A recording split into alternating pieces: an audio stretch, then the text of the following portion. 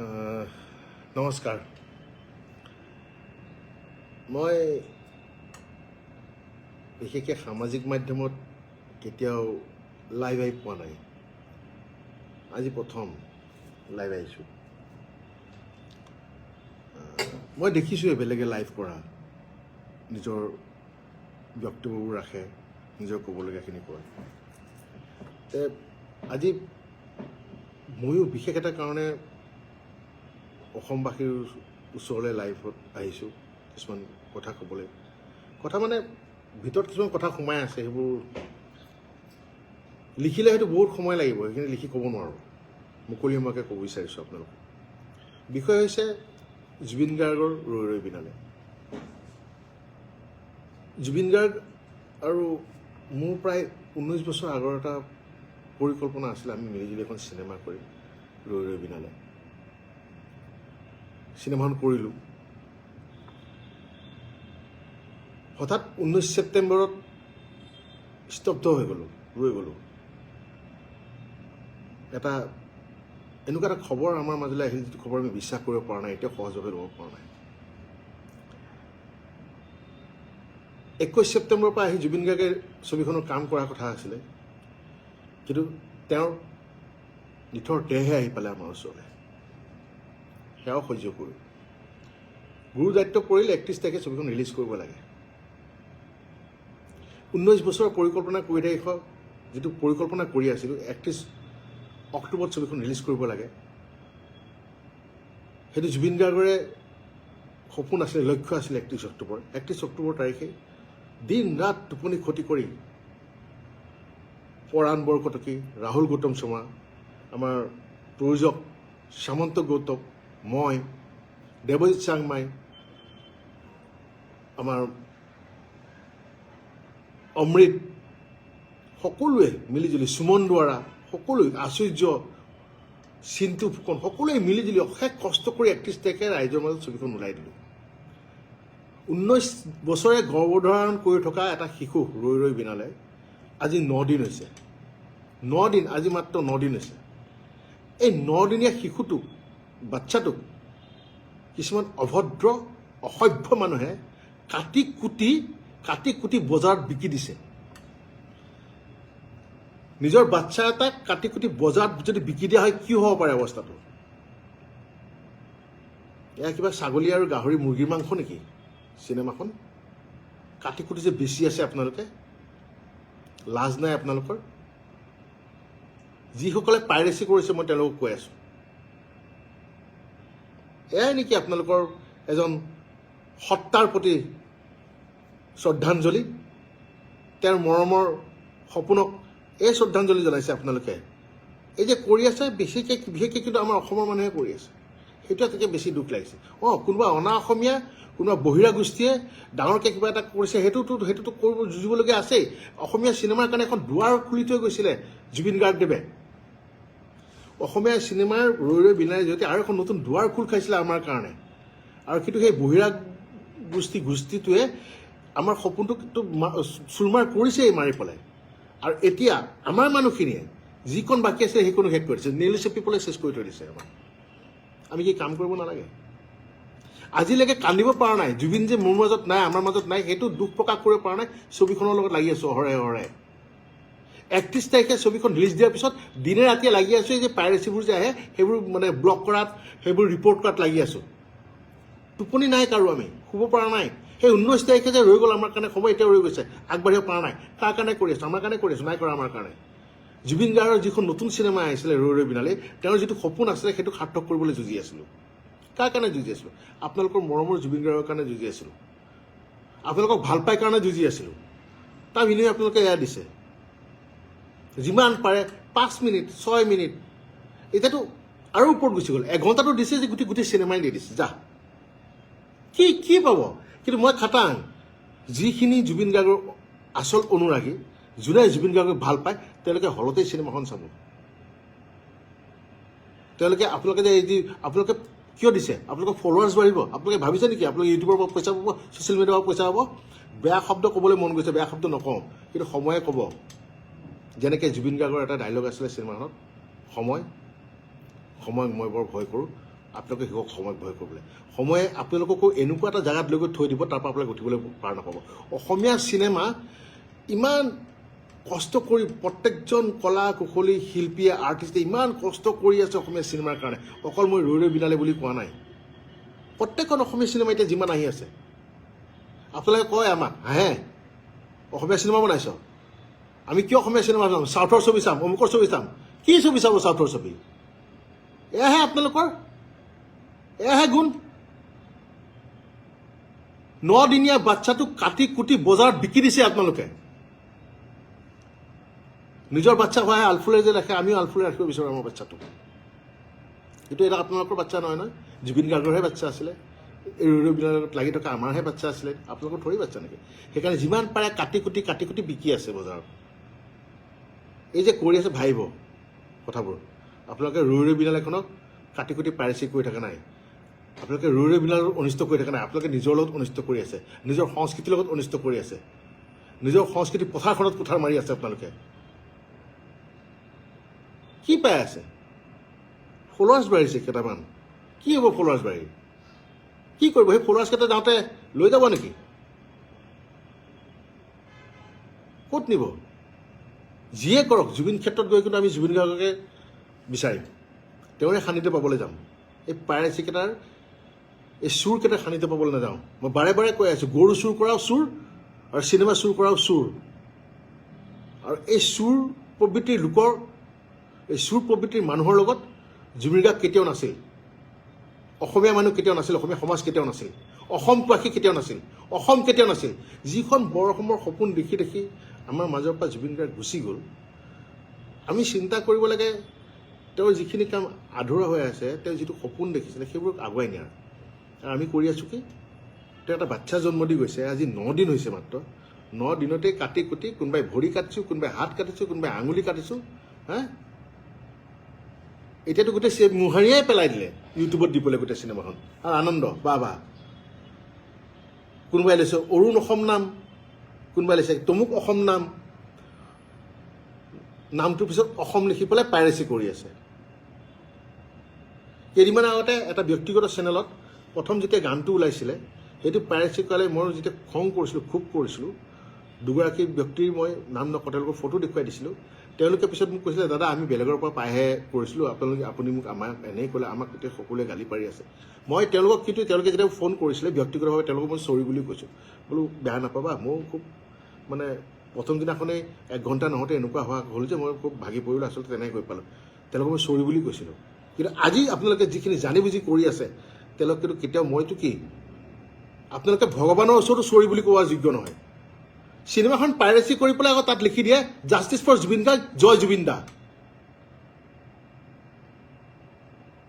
কি এইটো হা জাষ্টিছ ফৰ জুবিন দা জয় জুবিন দা মজাক কৰি পেলালে আপোনালোকে এই জাষ্টিছ ফৰ জুবিন দা যে জয় জুবিন দা বুলি ক'লে এই জুবিন দা শব্দটোক আপোনালোকে একদম অৰ্থহীন কৰি পেলালে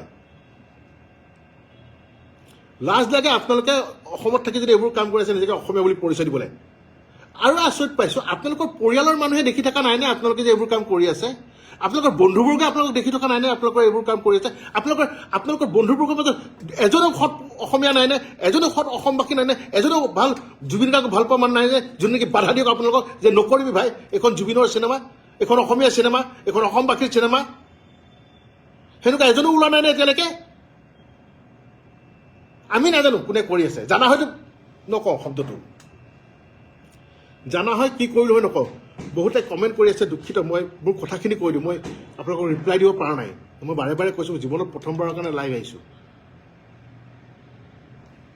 লাইভত কি ক'ব লাগে সেয়াও মই নাজানো কিন্তু বহুত ক্ষোভ মই কৈছোঁ ন 19 তাৰিখে যে সময়বোৰ ৰৈ গৈছিলে তাৰপিছৰ পৰা কোনো শুব পৰা নাই আমাৰ মানুহখিনিয়ে আপোনালোকেও শুব পৰা নাই অসমবাসীৰ লগতে আমিও দুখিত আমিও আৱেগিক হৈ আছোঁ আমিও কষ্ট পাই আছোঁ গৰিমা বেচেৰি কষ্ট পাই এতিয়াও হস্পিটেলতে আছে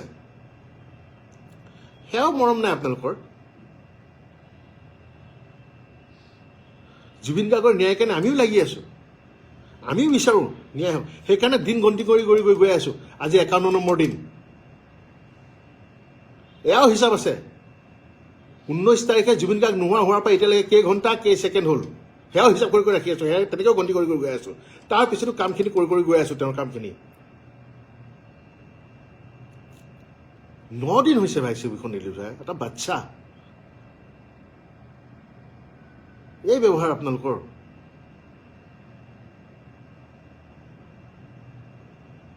আমি নাজানো কোনে পাইৰেচি কৰি আছে, আপোনালোকৰ আমি প্ৰফাইলবোৰহে দেখা পাওঁ, তাততো আপোনালোক চব ফেক। কলিজা থকা হয় সঁচা ID দিলে হয়, কলিজা নাই। চুৰ কাৰণে লুকুৱাই লুকুৱাই ID দিছে, চুৰ কাৰণে মিছা ID দি ফেক ID দি পেলাই আপোনালোকে ছবিখন আপলোড কৰি আছে। কলিজা নাই।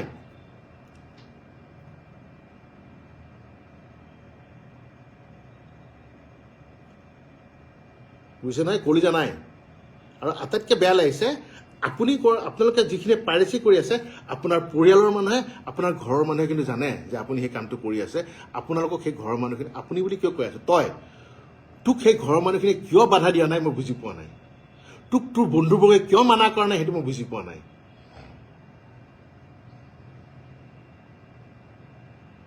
নকৰিব বুলি কৈতো লাভ নাই, কৰি পেলালেই।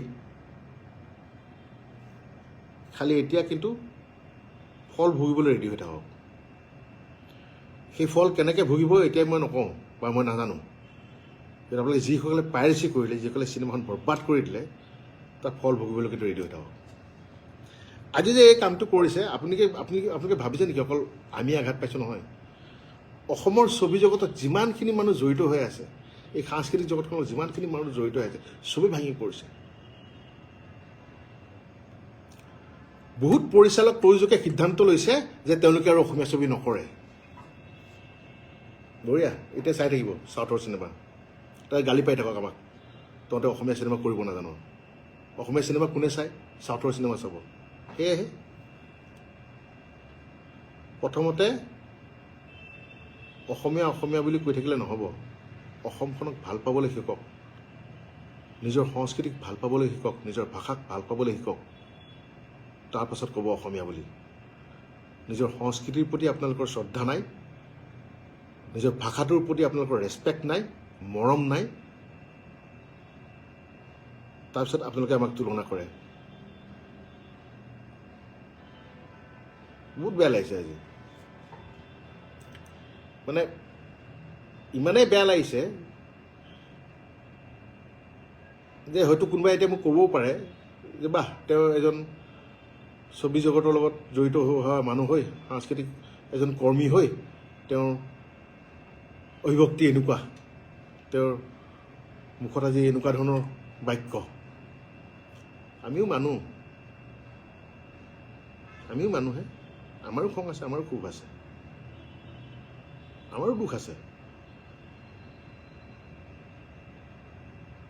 চব কিন্তু জুবিন গাৰ্গ নহয় যে সহ্য কৰি যাব। জুবিন গাৰ্গে সহ্য কৰিব, মই নোৱাৰোঁ সহ্য কৰিব, আৰু নকৰোঁ সহ্য কৰোঁ। কিয় সহ্য কৰিম?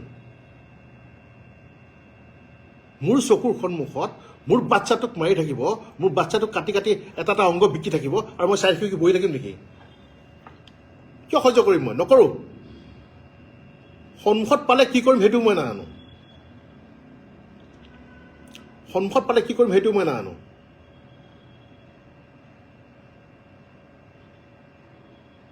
আপোনালোকক অনুৰোধ নাই কৰা, যিবিলাকে পাইৰেচি কৰি আছে এইবোৰ ডাউন কৰি দিয়ক। ডাইৰেক্ট দাবী দিছোঁ, অৰ্ডাৰ দিছোঁ, ধমকি দিছোঁ, যিমান পাৰ সোনকালে এইবোৰ বন্ধ কৰ, নহ'লে কিন্তু কথা বিষম হ'ব। এইবাৰ গোটেই ছবি জগতখনকে মোহাৰি দিছ। যিমান কেইজন প্ৰযোজক পৰিচালক আহিছিলে আগুৱাই আকৌ অসমীয়া চিনেমা কৰিম বুলি, চব বেকফুটত গুচি গ'ল। আজি 3 দিনৰ পৰা চব বেকফুটত গুচি গ'ল, নকৰোঁ বুলি চাৰেণ্ডাৰ কৰি দিছে।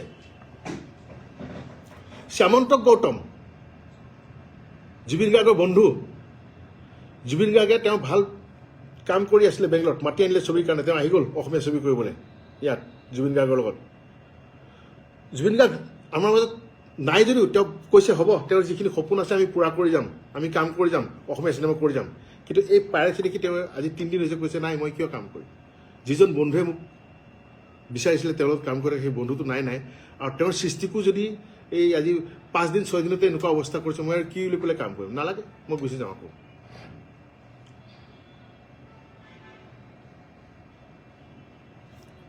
মই বাৰে বাৰে কৈ আছোঁ মই আপোনালোকে বহুতে